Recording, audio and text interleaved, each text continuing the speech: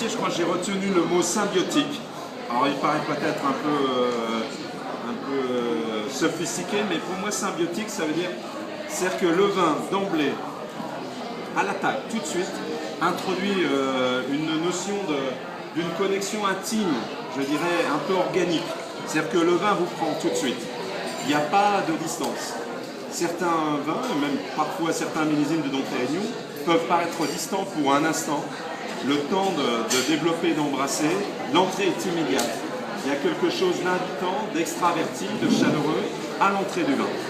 Et après, toute la dégustation ne va être que se concentrer, se canaliser, se focaliser de plus en plus, comme ça, vous voyez, d'une forme, d'une convergence, où le vin va être à l'équilibre, sur une ligne entre la densité et l'aérien, entre, je dirais, la densité, quelque chose d'animé, de très dynamique. C'est comme ça, on est sur le fil. Là où 2003 avait un côté plus entier, plus présent, plus plein, là on est sur le balancing act. Et ça fait dire à certains qu'avec Dom Pérignon 2004, on reviendrait à quelque chose plus classique de Dom Pérignon. Ok, après je ne sais pas ce qui est classique. Voilà. Est-ce qu'il y a un classique? Je ne sais pas.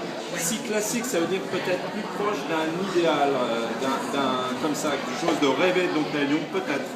On est plus au centre du territoire de Dom Pérignon, mais au travers de notre rencontre, je vais certainement vous expliquer qu'il n'est peut-être pas aussi classique qu'il nous paraît, mais on va dire apparemment classique, et en tout cas plus que 2003. Mais 2003 était à la limite, à l'extrême, à la périphérie du territoire. Donc voilà. Donc cette convergence, cette manière d'aller sur le fil entre la densité et l'aérien et la dynamique, et finalement de finir sur une note. La note finale pour moi est très très importante. Bon, la finale de tous les vins est toujours une grande signature, et à la fin c'est ce qui va faire la mémoire. La mémoire du vin, c'est la finale. Récemment, j'expliquais que, bon, évidemment je suis winemaker, j'étais en Afrique du Sud, on parle de winemaker, mais moi j'ai dit je suis memory maker. Parce que finalement ce qui compte là, et là c'est très important, c'est la trace, c'est l'empreinte du vin, qui est une sorte de convergence de minéralité, de ce caractère du dark de Dom Pérignon, ce que j'ai appelé le gravitas. C'est un caractère non oxydatif du toast, du fumé, du iodé, de l'algue, de la coquille.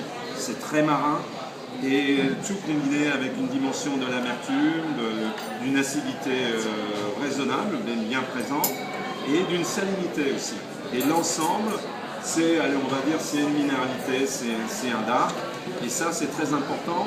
Et plus encore, je dirais que c'est renforcé par une dimension végétale du vin, assumée.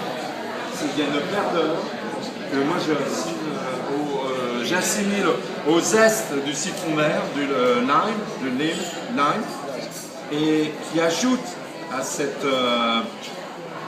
finale intrigante et lui donne une longueur finalement très intéressante au regard du volume et du gabarit du vin. La longueur est de très bonne alloi.